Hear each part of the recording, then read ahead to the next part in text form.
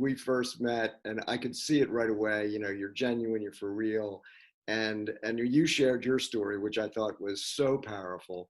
And I'm super happy, that you've taken it all to the next level with, Women Who Rise, the book, and these podcasts. So congratulations there. Thank you. I appreciate that. Yeah. So, my story goes back, before the corporate experience, right? So as a kid, young man, so, I had a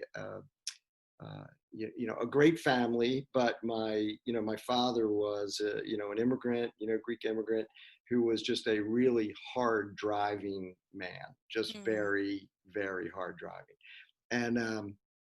And to the point of abuse, right? So, mhm. that was a bit of my motivator, is that I saw the way he operated in the world, and I thought, wow, there's some things I respect about my dad, but there's some things that I definitely don't, and that Right. are, that are really different.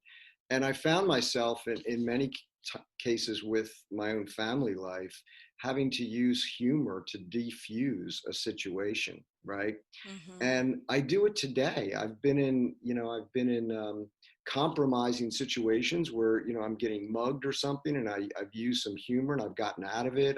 Wow, So that's a story, I'm sure. yeah, yeah, that's a story. There's a couple of good ones in there, but Wow. really that was, I think, part of just a defense mechanism of, growing up in an abusive family. So I spent a lot of time away outside. As a kid, I would just come home at dinner when I had to, and I would, play and create and kind of my own world. And I think, when I really look back um, on kind of where it came from, the reason I like to get people together and treat them well and see them have a good time is probably from those years early on. Wow. Wow. What an evolution you've been through. Right. And it's really inspiring to hear, because sometimes when people go through trauma in their past, it's very easy to let that define you Right. and the environment to define you. People say they're a product of their environment, Right. right? Right. And I think this just goes to show that you have a choice to create a different environment for yourself.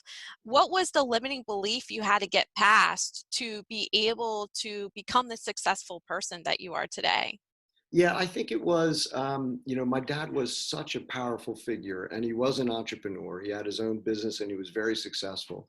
But I think it was, just my own identity, just to be able to Mm. say, I mean, we looked alike, our names were the same. I wasn't Nick Jr., I was just, Nick, Gianoulis.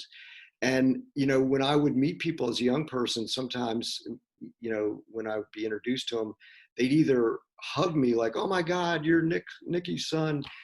Or they would step back like 10 feet and go, get away. Oh, wow. Like that's the kind of effect that he had on people.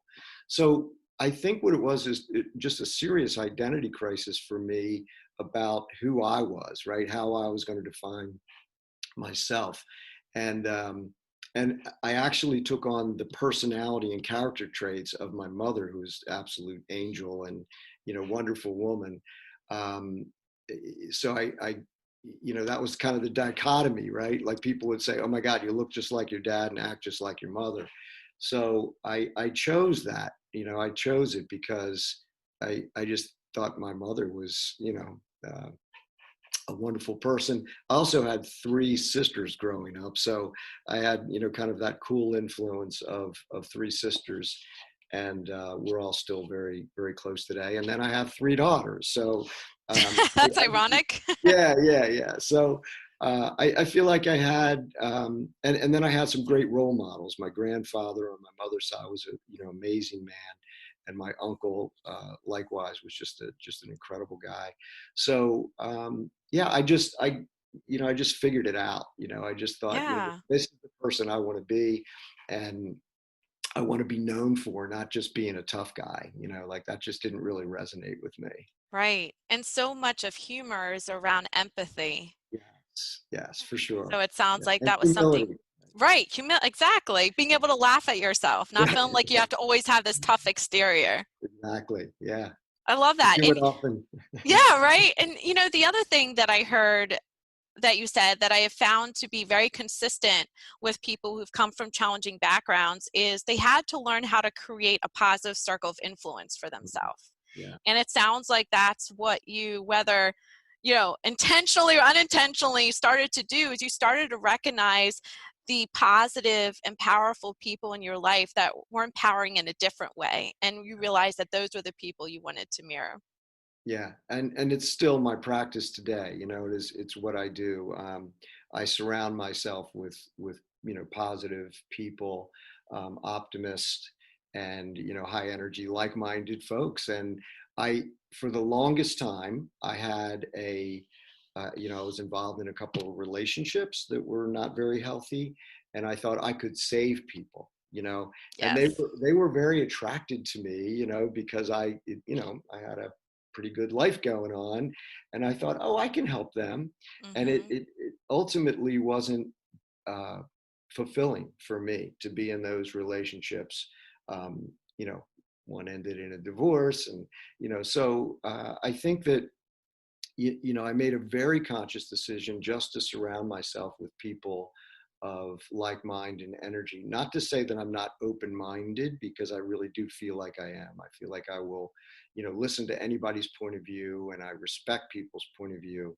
But where I draw inspiration are from people like you, and from people Mm-hmm. like um, other entrepreneurs, other people who just get it about being a good human being. Right. So I make a point of reaching out to people that on some on a very regular basis because they're close friends or colleagues, but especially during this pandemic and being isolated, and I reach out to people once a week. I pick someone who I haven't connected with in a while, and it's Yeah. very rewarding. And I think for both parties, so Yes. yeah. Yes, we were catching up a little bit before starting the recording today, and one of the things I like that you said is that one of your weekly habits is actually reaching out to a person you haven't spoken to rebuild that relationship. And so you're making some intentional habits. And I know for myself how challenging being in this pandemic right now, it's really been a disruptor with our daily lives. What would you say are some other habits, not necessarily for right now, but in general, that you have put in place to help you stay positive, open-minded, proactive, that has helped you get through the difficult times? Yeah, another good question. So I've been on a practice for some time of doing something new every day. Doing something new, and it could just be a modification of something I'm already doing. Because believe me, it'll become a challenge if it's something brand new every day. So it's not like you have to go skydiving every day. Do something like really crazy, but maybe I'll try a cup of tea instead of a cup of coffee, or I'll Okay. just little things that push me a little bit, because we all settle in right to these comfort zones. Right. And I found that to be extremely beneficial, because it does open my world to new possibilities that I would not have otherwise experienced. And when you practice that, then adaptation and change comes much easier, right? That makes So sense.